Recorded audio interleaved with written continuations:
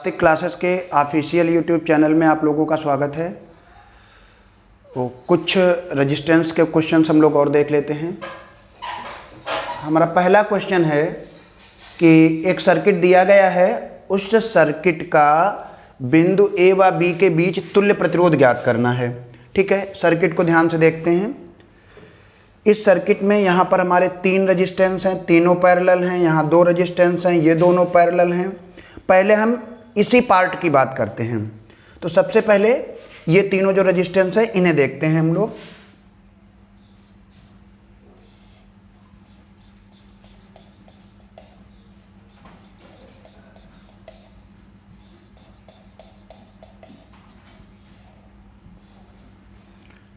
ऊपर वाला 8 है, नीचे वाले दोनों 16 और 16 हैं। 8, 16 और 16। जब इतने का रेजिस्टेंस हम निकालेंगे, अब इसको हम लोग R1 कह देते हैं। तो देखिए 1/R1 that is equal to 1/8 plus 1/16 plus 1/16। 1/R1 LCM हमारा 16 आ जाएगा। 2 प्लस 1 प्लस 1, यहाँ से R1 आ जाएगा 16/4 ओम। तो इतने पूरे का जो रेजिस्टेंस है वो हमारा 4 ओम हो गया। अब नीचे आते हैं 9 और 18। अगर 9 और 18 का रेजिस्टेंस R2 ले लिया जाए तो वो R2 आएगा हमारा, देखो दोनों पैरेलल हैं। पैरेलल का फार्मूला होता है R1 R2 अपान R1 प्लस R2। ये आपका 9 इंटू 18 अपान ये 27 हो गया। 9 3 जा 27, ये आ गया 6 ओम। अब हम इस पूरे सर्किट को एक इक्विवेलेंट सर्किट में कन्वर्ट करते हैं। हमारा आएगा, देखिए भैया, ये जो ऊपर वाला जो ब्रांच था जिसमें 3 रेजिस्टेंस लगे हुए थे उसमें 1 लगा दो, और ये हमारा आया 4 ओम का। इसके बाद 20,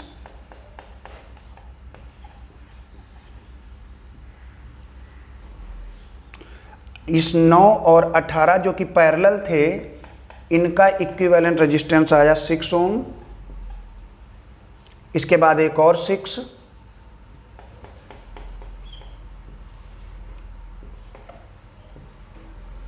ए और बी। अब ये ऊपर वाले दोनों सीरीज में हैं, 24 हो गया। नीचे वाले दोनों सीरीज में हैं, 6 और 6 12 हो गया। तो ऊपर 24 नीचे 12।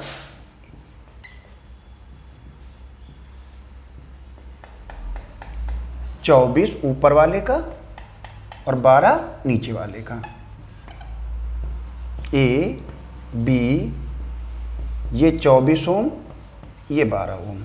अब ये दोनों पैरेलल हैं, इनका जो इक्विवेलेंट रेजिस्टेंस आएगा वो होगा RAB इक्वल टू 24 इंटू 12 बटे 24 प्लस 12। 24 इंटू 12 बटे 36। 12 3 36, 3 24, ये 8 ओम आ गया। तो जो ये पहला क्वेश्चन था उसका जो विकल्प है हमारा वो बी है, 8 ओम रेजिस्टेंस। अब हम लोग सेकंड वाले पर आते हैं। ये अच्छा क्वेश्चन है।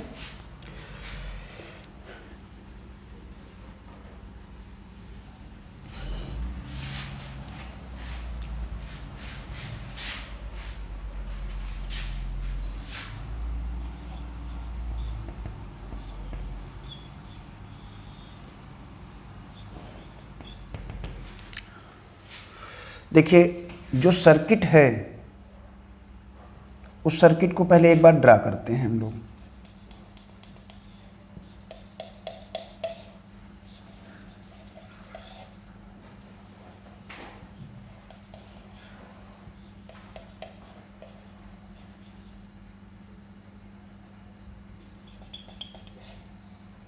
ये हर एक रेजिस्टेंस R है। ये A है, ये बी है। देखो बेटा, ये जो ब्रांच है ये और इतना, इस पूरे को उठाकर ऐसे पलट दो। ये पूरा, ये वाला, इसको हम थोड़ा दूसरे कलर से कर देते हैं। ये वाली ब्रांच,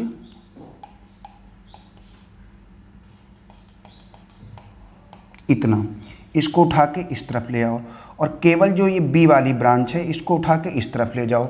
जैसे ही आप ऐसे करोगे आपको एक नया सर्किट दिख जाएगा।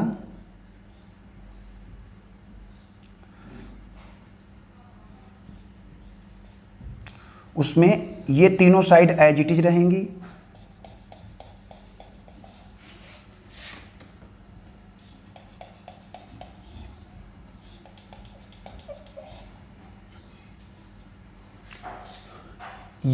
ये वाली जो ब्रांच है ये जब पलट कर इधर आएगी पूरी, तो इस टाइप का शेप बनेगा। ये वाली यहाँ आ गई, ये वाली इस जगह आ गई, और ये ए यहाँ आ गया। जब बी को पलटते हैं हम लोग तो ये बनेगा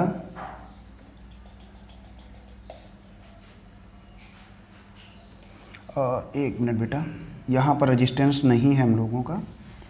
ये उस सर्किट के हिसाब से ये बी है, ये ए है, तो इधर बी लिख लेते हैं, इसको ए लिख लिया जाता है। तो अब देखो ध्यान से, ये भी आर, ये भी आर, ये भी आर, ये भी आर, ये भी आर।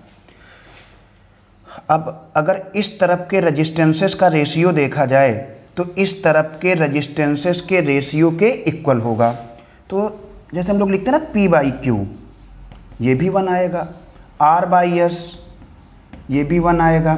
अब अगर P by Q R upon R, मतलब P by Q R by S के इक्वल है, इधर के रेजिस्टेंसेस का रेशियो इधर के रेजिस्टेंसेस के रेशियो के इक्वल है, तो जो बीच में जो रेजिस्टेंस लगा हुआ है उसके होने और ना होने से कोई फ़र्क नहीं पड़ता है। इसके बाद जो हमारा सर्किट बनेगा उस सर्किट में बीच वाला रेजिस्टेंस हटा देंगे, तो इस तरीके का आएगा हमारा।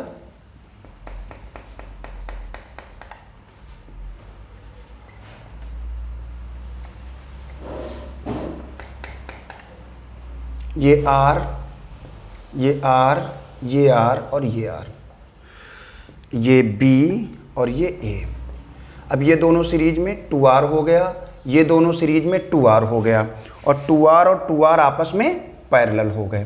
तो RAB इक्वल टू 2R और 2R parallel, 2R into 2R अपान 2R प्लस 2R, और कैलकुलेट करोगे तो 4R स्क्वायर अपान 4R, ये आ गया R। अब नेक्स्ट थर्ड क्वेश्चन पर आते हैं। तीसरे क्वेश्चन को ध्यान से देखो।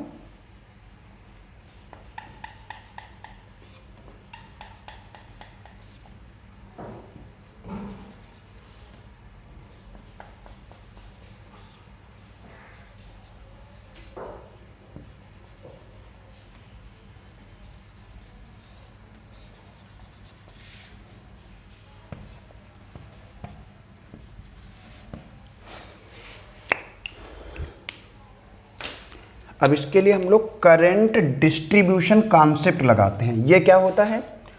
ये कॉन्सेप्ट कहता है कि अगर सर्किट सिमेट्रिक है, एक ही जैसा है,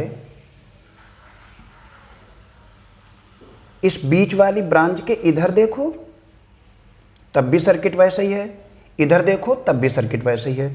इससे क्या होगा कि जितनी करंट यहाँ से एंट्री करेगी उतनी ही करंट यहाँ से बाहर भी जाएगी, जितनी करंट इसमें जाएगी उतनी करंट यहाँ से बाहर जाएगी, जितनी करंट इस वाली ब्रांच में जाएगी उतनी ही करंट इस वाले ब्रांच में भी जाएगी। अगर ऐसा हो रहा है तो इसका मतलब इस वाली ब्रांचेज में कोई करंट फ्लो नहीं होगी, इसको हम सर्किट से हटा सकते हैं। ये पहला तरीका है। एक और तरीका होता है, उसको कहते हैं मिरर इमेज कॉन्सेप्ट। उसमें क्या होता है कि मिरर लगाएं, ऐसी पोजीशन पर लगाएं कि सर्किट के एक साइड की इमेज दूसरी साइड में दिखाई दे, तो उस पोजीशन में जितनी नोड होती हैं उन नोड के बीच की ब्रांचेज को खोल देते हैं, तब भी ये हमारा आर कैंसिल हो जाएगा। एक और तीसरा तरीका है, समझते हैं उसको।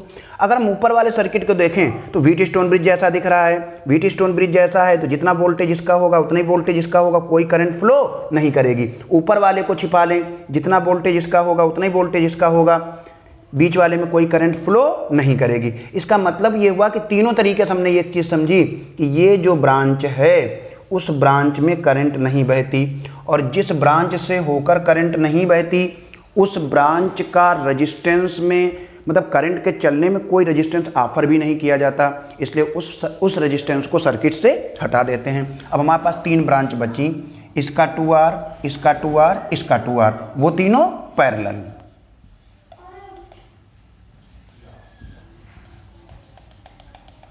ये 2R, ये 2R, ये 2R और तीनों पैरेलल।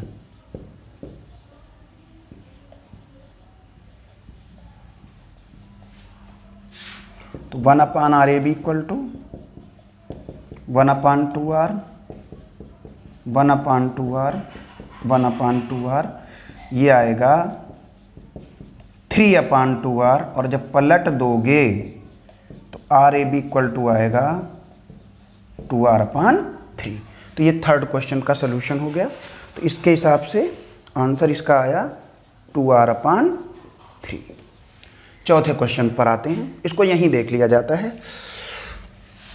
देखो भाई, एक पॉइंट A है, इन तीनों रेजिस्टेंस का एक एक सिरा हमारा A से जुड़ा हुआ है। तो इसको करते क्या है, A यहाँ बना लेते हैं और 3 रेजिस्टेंस बना लेते हैं, और तीनों रेजिस्टेंसेस का एक एक सिरा A से जोड़ देते हैं। अच्छा, हर एक रेजिस्टेंस के जो दूसरे सिरे हैं ना, वो एक ही पॉइंट से जुड़े। ये केवल कंडक्टिंग वायर है, और कंडक्टिंग वायर जो है, उस कंडक्टिंग वायर पे जितने भी पॉइंट होते हैं ना, उन्हें कॉमन पॉइंट माना जा सकता है। तो इस पॉइंट को, इस पॉइंट को और इस पॉइंट को एक पॉइंट बना लेते हैं। एक पॉइंट बनाने का मतलब ये हुआ कि इनको आपस में हम जोड़ लेंगे। चलिए, इस पॉइंट को M मान लिया जाता है। अब इस M पॉइंट से एक दूसरा रेजिस्टेंस भी जुड़ा हुआ है, उसको जोड़ते हैं। ये वाला रेजिस्टेंस है R, और ये हमारा B हो गया।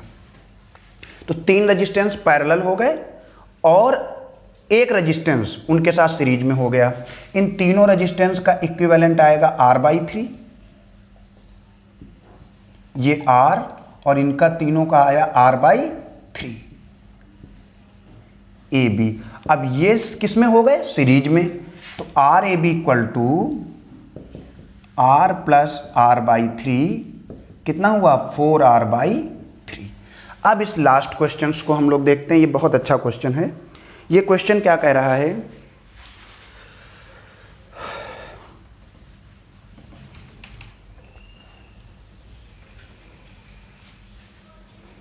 ये क्वेश्चन कह रहा है कि एक कंडक्टिंग वायर है,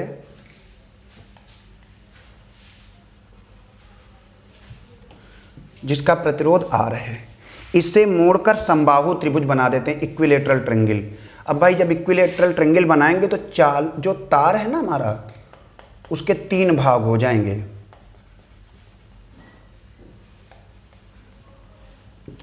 ये प्रतिरोध लंबाई के अनुक्रमानुपाती होता है।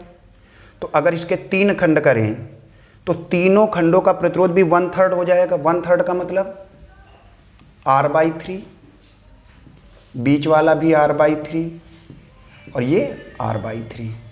ये ऊपर वाली 2 ब्रांच ऐसे ले लिया और ये तीसरी ब्रांच हो गई। ये रेजिस्टेंस आया R/3, ये भी R/3, ये भी R/3। अब ये जो त्रिभुज बना है, इसका कोई भी एक भुजा ले लो और उस भुजा के 2 पॉइंट ले लो, A और B। अब जब इन पॉइंट्स की बात करेंगे तो ऊपर वाले दोनों सीरीज में और उनके साथ ये तीसरा वाला पैरेलल। तो पहले तो ये दोनों सीरीज वाली बात कर लेते हैं। ऊपर R/3 कितना हो जाएगा, 2R/3 सीरीज में होने के कारण। 2R/3 नीचे R/3, ये A ये B, ये दोनों किस में है, पैरेलल। और पैरेलल है तो फार्मूला लगेगा 1/RAB equal to 1/r/3 plus 1/2r/3। और जैसे ही आप इसको सॉल्व करोगे 3/r प्लस 3/2r, एलसीएम लिया, 2r ऊपर 9 आ जाएगा, पलट दीजिए 2r/9।